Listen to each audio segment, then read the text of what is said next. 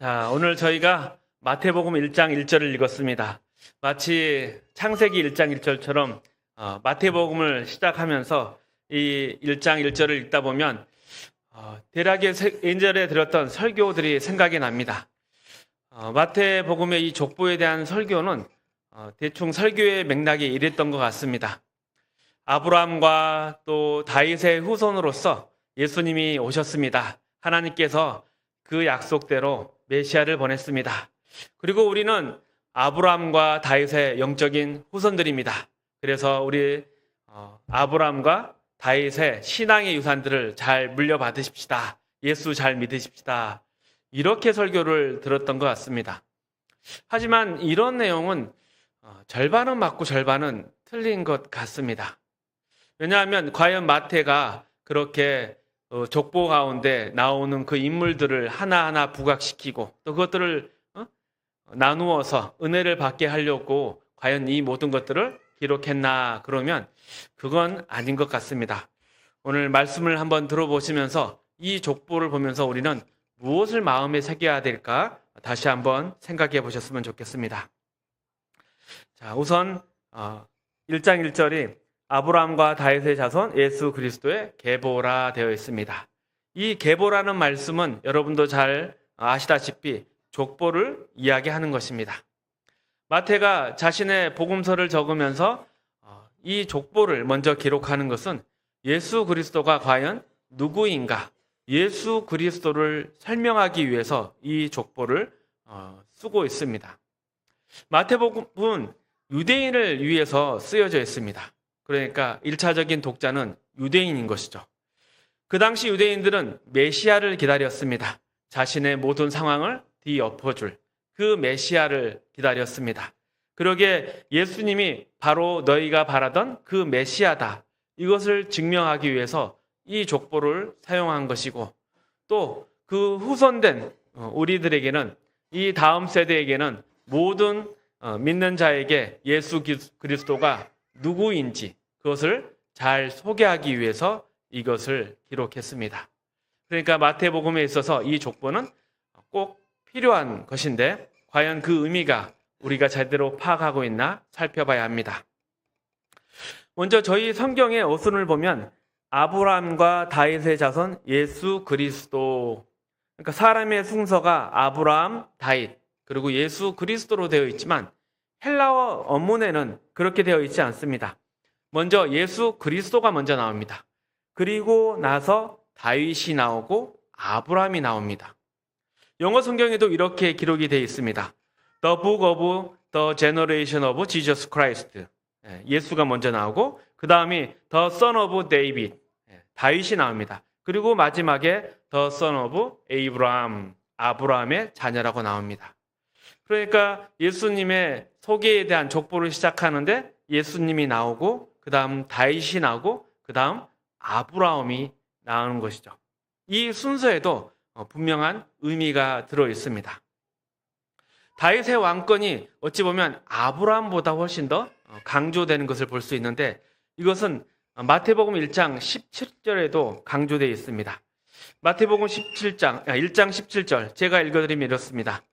그런즉 모든 대수가 아브라함부터 다윗까지 14대요. 다윗부터 바벨론으로 이거할 때까지 14대요. 바벨론으로 이거한 후부터 그리스도까지 14대더라. 이렇게 14에 대한 숫자가 계속 나오는데 이것은 다윗의 이름과 연관이 되어 있습니다. 그 당시 유대인들이 쓰는 히브리어에는 모음이 없습니다.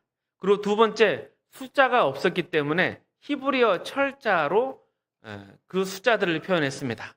그래서 영어로 데이빗에서 모음을 빼면 DVD인데 이것을 히브리어 알파벳 순서로 하면 4, 6, 4가 되는 것입니다. 그래서 합해서 14가 되는 것입니다.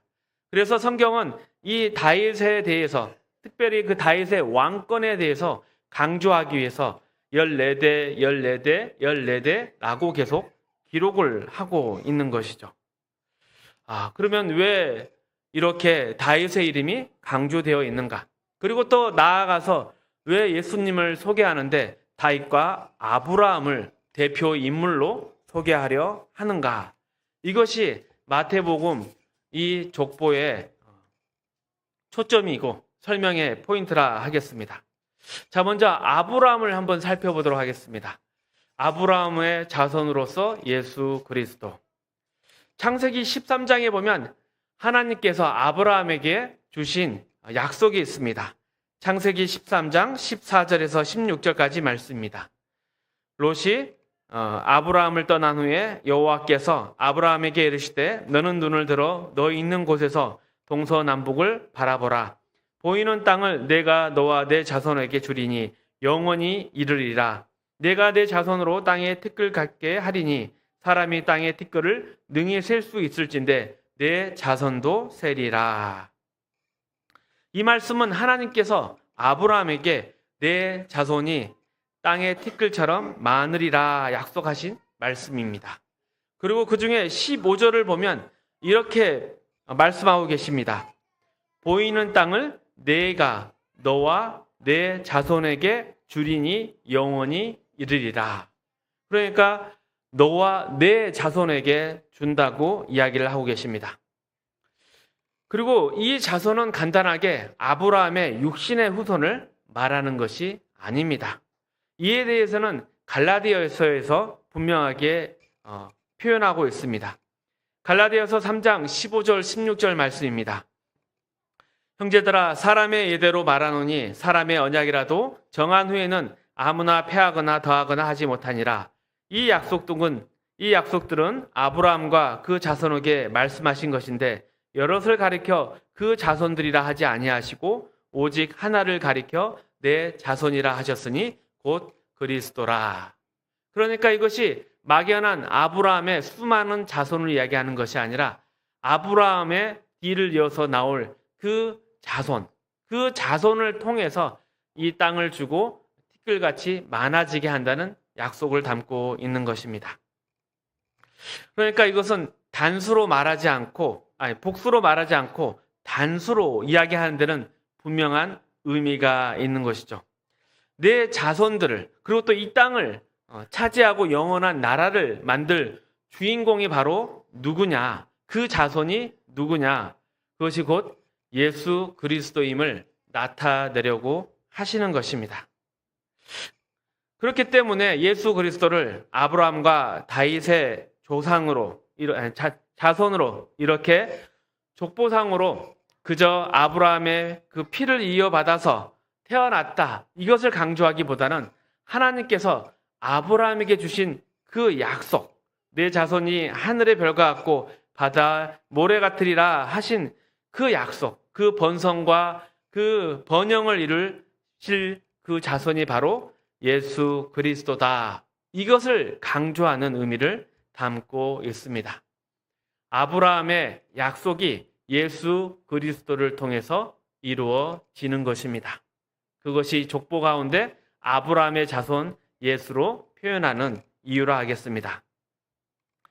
다윗의 경우에도 마찬가지입니다. 마태복음 1장에서 아브라함과 다윗 이것들을 통해서 예수님을 소개하는 것은 똑같이 자손이라는 이 자손이라는 단어에 그 힌트가 들어가 있습니다. 사무엘하 7장을 보면 하나님께서 다윗에게 주시는 약속이 있습니다. 사무엘하 7장 8절에서부터 13절까지 말씀입니다. 그러므로 이제 내 종 다윗에게 이처럼 말하라.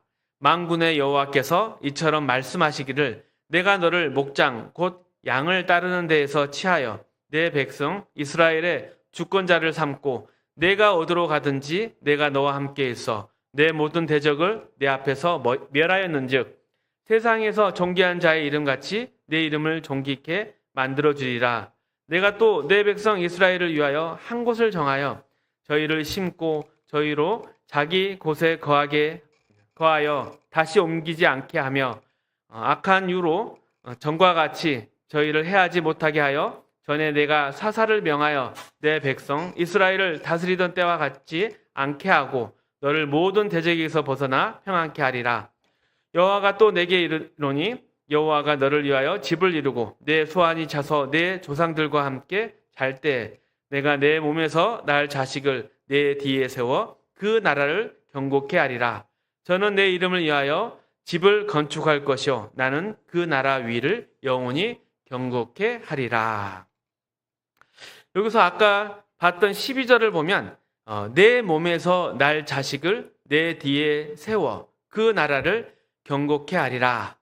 그 자손, 내 뒤에 나올 그 자손은 내 이름을 위하여 집을 건축할 것이요 나는 그 나라 위를 영원히 경고케 하리라. 하나님께서 다윗의 집안을 경고케 하고 영원한 왕권을 주신다 약속을 하시는 부분인데, 그렇게 내 나라를 경고케 하고 이렇게 영원한 통치를 약속하는데 그 핵심이 바로 내 자식을 세워입니다. 자손에게 주겠다는 거죠. 어찌 보면 이런 경우에는 보통 다윗에게 너가 뭔가 받을 영광이라든지 그 왕권에 대한 약속을 주는 게 더 타당해 보이는데, 그렇게 주는 것이 아니라 내 자식을 주어서 그 자식으로 하여금 그 나라를 경고케 하고 영원히 세우리라 말씀하십니다. 우리는 이 나라가 그리고 이렇게 경고하는 게 다윗이나 그의 후손이라 생각합니다. 그래서 다윗이 세울 그 나라의 번영을 이어가는 자가 솔로몬 아닌가 이렇게 생각합니다. 솔로몬은 말 그대로 또 다윗의 자손으로서 다윗이 짓지 못한 성전을 지었죠. 그리고 어찌 보면 이스라엘의 가장 번영된 그 시기를 지났습니다. 하지만 그 솔로몬이 죽고 난 후에 나라가 어떻게 됐습니까? 북이스라엘과 유다로 쪼개졌죠. 그리고 역사적으로 계속 길게 보면 다윗의 왕가가 영원히 이루어지지 않았습니다. 14대가 지나자 멸망했고 바벨론의 포로로 끌려갔습니다. 그리고 그 뒤에 다시 부흥이 있었나요? 그렇지 않았습니다. 그 나라가 멸망하고 바벨론 포로로 끌려갔다가 돌아오지만 예수님이 태어나실 때에는 로마의 속국이 되어 있었습니다. 로마의 식민지가 되어 있었습니다. 이러한 다윗과 솔로몬 그리고 그 후에 이스라엘 역사를 보면 하나님께서 분명히 영원히 해주시겠다는 그 약속을 우리가 생각하는 다윗의 그 혈통에게 아니면 그 다윗에게 약속했는가 우리는 생각해 볼 필요가 있는 거죠. 그래서 분명히 하나님은 그 약속을 주셨지만 그 성취자로서 다윗이나 솔로몬이 아닌 그의 육신의 혈통이 아니라 그 성취자는 바로 예수 그리스도야말로 그 약속의 성취자이고 메시아임을 말씀하고 있다는 것이죠. 예수님께서 성전을 지으셨습니다. 저 예루살렘 성전을 보고 저 성전을 무너뜨리고 내가 3일 만에 짓겠다. 이 지은 성전이 무엇이겠습니까? 바로 우리입니다. 우리 가운데 임재하셨습니다. 부활하심으로써 죽음과 부활하심으로써 우리를 죄 없다 하시고 우리가 하나님을 모시는 성전이 된 것이죠. 그리고 그 성전 가운데 성령 하나님이 임하셔서 삼위일체 하나님이 우리와 함께 하고 계시는 것입니다. 그러니까 이 다윗의 약속, 다윗에게 준 약속, 집을 건축하고 영원한 나라를 세우겠다. 이것은 다윗이나 솔로몬이나 그의 혈통이 아니라 바로 예수 그리스도인 것입니다. 자, 아브라함과 다윗 그리고 그의 혈통으로서 예수 그리스도라고 이야기하지만 어찌 보면 이 족보에서 강조되고 있는 것은 아브라함에게 준 약속, 내가 드디어 예수를 통해서 이루리라. 다윗에게 준 약속, 성전을 짓고 영원한 나라를 만들겠다. 이 모든 것이 예수 그리스도로 이루어졌음을 마태가 이야기하기 위해서 이 족보를 기록하고 있는 것입니다. 하나님은 신실하신 분이십니다. 하나님은 약속을 주시고 그 약속을 이루시는 분이십니다. 그리고 그 약속대로 예수님이 이 땅에 오셨고 죽으시고 부활하시고 지금도 함께하고 계십니다. 우리를 위해서 보혜사 성령님을 보내주시고 우리가 지금 하나님의 나라를 누리고 계십니다. 누리고 그것을 또 나누고 있는 것입니다. 이처럼 하나님은 약속을 주시고 이루시고 성취하시는 분이십니다. 그리고 또 이 혈통에 대한 문제에서 우리가 족보를 좀 더 자세히 볼 필요가 있습니다. 마태복음 1장 16절의 말씀입니다. 야곱은 마리아의 남편 요셉을 낳았으니 마리아에게서 그리스도라 칭하는 예수가 나시니라. 그러니까 15절에서 보면 엘리옷은 엘르아사를 낳고 엘르아사는 mat단을 낳고 mat단은 야곱을 낳고 야곱은 마리아의 남편 요셉을 낳았다. 족보들이 자세히 보고 있으면 족보의 계보가 남자를 통해서 흐르고 있는 것을 알고 있습니다. 그런데 이 16절에서는 그것이 완전히 바뀌게 되는 거죠. 야곱은 마리아의 남편 요셉을 낳았지만 요셉이 그리스도라 칭하는 예수를 낳았습니까? 아니면 마리아가 낳았습니까? 마리아가 낳은 걸로 기록이 되어 있습니다. 분명히 아버지의 그 혈통을 따라서 기록되어 있는데 예수님의 바로 위에 직계에 대해서는 요셉이 아니라 마리아가 낳았다라고 이야기를 하고 있습니다. 마리아의 동정녀 탄생, 우리가 너무나 잘 알고 있습니다. 하나님의 큰 이적이시죠. 인간의 방법대로 아버지가 또 어머니가 결합해 낳은 것이 아니라 성령이 임하셔서 마리아가 동정녀 탄생으로서 예수님을 낳게 된 것이죠. 그렇다면 요셉의 이름은 여기에 왜 올라가 있을까요? 마리아와 결혼했기 때문입니다. 그러니까 요셉이 예수님을 낳았다가 아니라 마리아가 예수를 낳았다라고 분명히 나누어서 기록을 하고 있습니다. 자, 그러면 아브라함과 다윗의 혈통이라는 게 과학적으로 생각하고 오늘날의 상식으로 생각하면 그것이 맞을까 생각이 듭니다. 다윗과 아브라함 그 혈통, 예수님과 아무 상관이 없습니다. 그래요. 그러니까 이 족보의 목적은 예수님을 누가 낳았다 하는데 있지가 않습니다. 아브라함에게 주신 약속, 다윗에게 주신 약속을 이루신 자가 예수이다. 유대인들이 메시아를 바라고 있고 그것을 이룰 자가 예수라는 것을 알려주기 위해서 이 아브라함과 다윗의 약속을 채용하고 그것이 우리의 역사 가운데 하나님은 포기하지 않으시고 쭉 성취해 이루신 분이 바로 예수 그리스도이다라는 것을 보여주기 위해서 이 족보가 기록되어 있는 것입니다.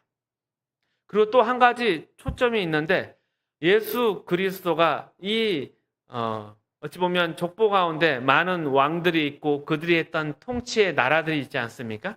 그들과 다른 왕권으로서 어떻게 드러나는가 대비하는 효과를 가지고 있습니다. 아브라함에게 준 약속은 번성의 약속이었죠. 번성하죠. 정복하고 다스리라. 생육하고 번성하고 충만하여 정복하여 다스리라. 그러면 아브라함에 관련된 약속은 생육하고 번성하고 충만하여라에 가깝습니다. 그리고 다윗에게 준 약속은 무엇이겠습니까? 그 집을 건축하고 영원한 왕권을 주겠다 하면 정복하고 다스리는 것에 굉장히 관련이 있습니다. 그리고 사무엘 하를 봐도 내가 너의 나라를 세우기 위해서 모든 대적자를 다 물리치게 했고 너로 왕을 세우게 했다. 이러한 기록들이 있는데 예수님이 과연 그 나라를 어떻게 세울 것인가, 어떤 나라가 될 것인가가 이 안에 숨겨져 있는 것입니다. 그러니까 아브라함이나 다윗에 대한 이야기를 들었을 때 유대인들은 아마 그러한 나라를 꿈꿨을 것입니다. 아, 그래. 그 번성을 보고 이 땅을 가득 채울 이스라엘 민족, 그리고 가장 많은 영토와 주변의 속국으로부터 인정을 받고 공물을 받았던 그 다윗의 왕국이 이루어질 것이다 라고 하지만 예수님이 세우실 나라는 그런 나라가 아니다는 것을 어찌 보면 보여주고 있는 것이죠. 아까 왕권에 대한 이야기를 했을 때, 다윗의 왕권의 이야기를 했을 때 우리는 솔로몬에 대해서 혹시나 그가 과연 그 약속을 이룬 왕이 아닌가, 그 자손이 아닌가 생각해 봤습니다. 솔로몬의 이름의 뜻이 무엇입니까? 샬롬, 평화, 이런 뜻입니다. 하지만 그런 이름대로 살지를 못했죠. 하지만 다윗이 낳는 자손의 이름이 솔로몬이다, 샬롬이다 하는 거에는 중요한 예표가 들어가 있는 것입니다. 예수님이 그 솔로몬, 그 샬롬의 나라를 이룰 것이다 라는 것이 들어가 있는 것이죠. 그래서 예수님께서 이루실 나라, 하나님이 예수님을 통해서 이루실 나라는 영원한 평화의 나라다라는 것을 보여주고 있습니다. 다윗이 했던 것처럼 대적들을 물리치고 반대하는 자를 벌하여서 피의 역사로서 이루어지는 그러한 나라가 아니라 아브라함을 은혜 가운데 부르시고 그에게 번성하고 복 주시고 그리고 또 긍휼과 사랑으로서 이스라엘 민족을 지키시고 그들에게 살아갈 땅과 그 후손들을 계속 주시는 그 하나님의 나라, 그러한 긍휼과 자비로 이루어지는 평화의 나라가 샬롬의 나라, 예수의 나라인 것을 보여주는 것이 이 족보 안에 들어있는 또 다른 의미라 하겠습니다. 생각해 보십시오. 만약 예수 그리스도의 나라가 다윗의 나라였다 그러면 이방인들은 다 긴장해야 됩니다. 다윗의 시대에 이방인들은 다 정복돼야 될 대상이었고 유대인과 이스라엘은 엄격한 차별 가운데 살아갔습니다.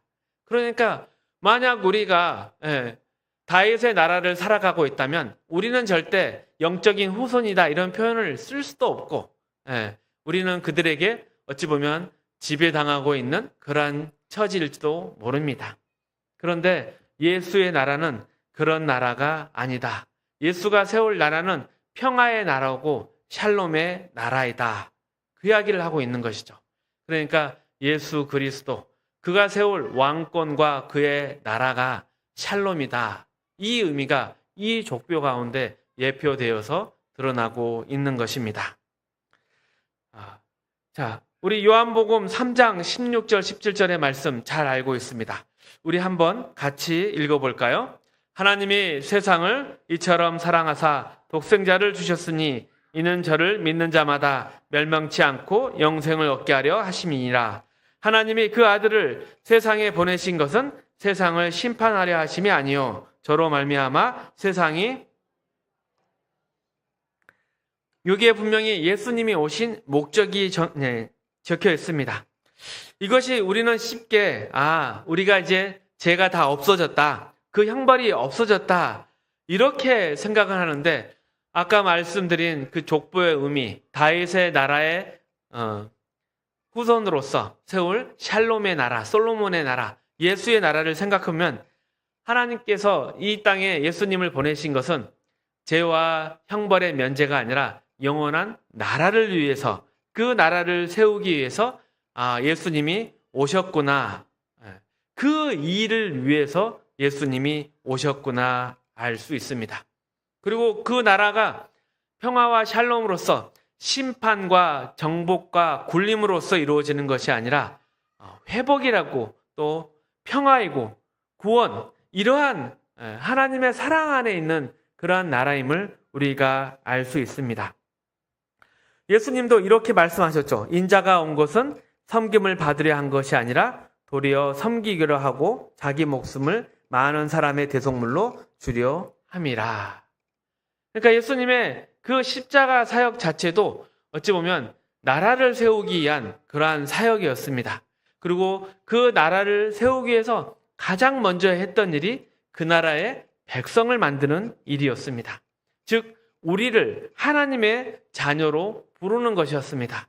그러기에 죄에 대한 문제가 해결되어야 됐었고, 그 죄에 대한 문제가 해결되기 위해서 예수님께서 십자가에 죽으셨습니다.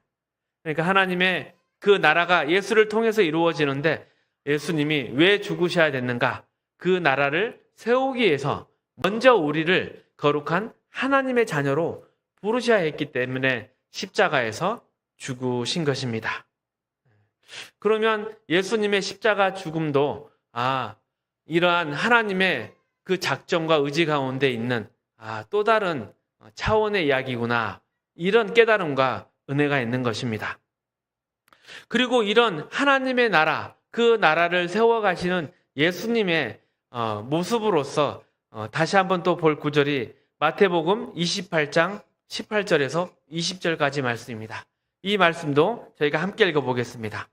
예수께서 나와 일러 가라사대 하늘과 땅의 모든 권세를 내게 주셨으니 그러므로 너희는 가서 모든 족속으로 제자를 삼아 아버지와 아들과 성령의 이름으로 세례를 주고 내가 너희에게 분부한 모든 것을 가르쳐 지키게 하라. 우리가 이 명령을 전도와 선교의 명령으로 얼마나 이야기를 들었습니까?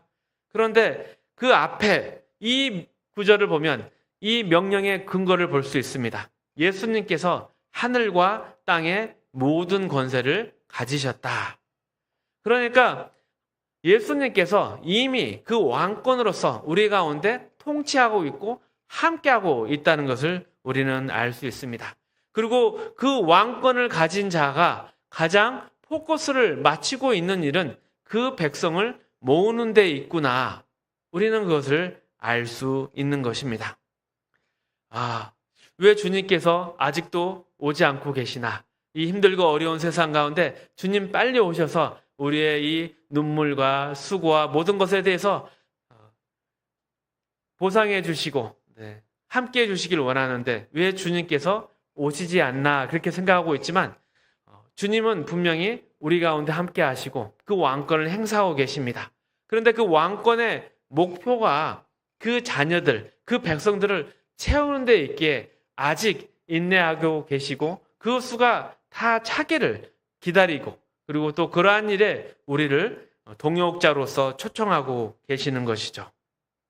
그러니까 이 족보 안에는 예수가 이를 그 나라 그리고 그 나라가 어떠한 나라인지 평화와 샬롬의 나라라는 것과 그리고 또 그것이 어떻게 이 복음서 가운데 그리고 또 우리의 일생 가운데 펼쳐지고 성취되어 가는지가 들어있다고 할 수 있겠습니다. 예수의 나라는 어떤 나라이겠습니까? 평화의 나라고 샬롬의 나라입니다. 그리고 그 방법은 우리가 생각하는 세상이나 인간적인 방법이 아니라 평화와 섬김과 희생의 나라입니다. 그리고 그것이 달려가는 목표에 있어서는 가장 핵심된 목표가 그 자녀들을 부르는 데에 있습니다. 그 백성을 모으는 데 있다고 하겠습니다. 그러니까 우리가 이러한 예수의 족보를 보면서 우리 삶의 내용으로 체화될 일이고 또 우리 삶의 목표로 삼아야 할 것이 무엇이겠습니까? 그 예수의 나라를 바라보면서 그 예수의 나라를 전하는 것이죠. 희생과 섬김과 사랑으로서 전하는 것이고 그 수를 채움으로써 이 땅에 든든한 하나님의 나라를 세워가는 것입니다. 말씀을 맺겠습니다. 아브라함에게 주신 약속, 다윗의 약속, 그것을 성취하신 분이 바로 예수 그리스도입니다. 예수의 나라는 평화의 나라고 샬롬의 나라입니다. 그리고 그 일에 우리를 동역자로 초대하셨습니다. 내가 한 일을 너희가 하겠고 나보다 더 큰 일을 너희가 하겠다라고 하는 것은 그 백성을 모으는 일을 이야기하는 것이고 그 가운데 우리를 사용하셔서 이 땅 가운데 사랑과 희생과 섬김으로써 하나님을 보여주는 하나님의 나라를 세워가는 모델하우스로 우리를 부르셨습니다. 우리 선평교회가 이 서면 땅에서 순천 땅에서 아름다운 하나님 나라의 모델하우스가 되었으면 좋겠습니다. 더욱 하나님을 보여주고 또 그 주시는 복을 누리고 나누는 아름다운 교회가 되었으면 좋겠습니다. 예수의 족보 안에 있는 하나님의 그 사랑과 긍휼과 자비 그리고 그 약속을 믿으면서 믿음으로 승리하고 우리에게 주신 모든 일들을 잘 감당하는 저와 여러분 되시기를 주님의 이름으로 축복합니다.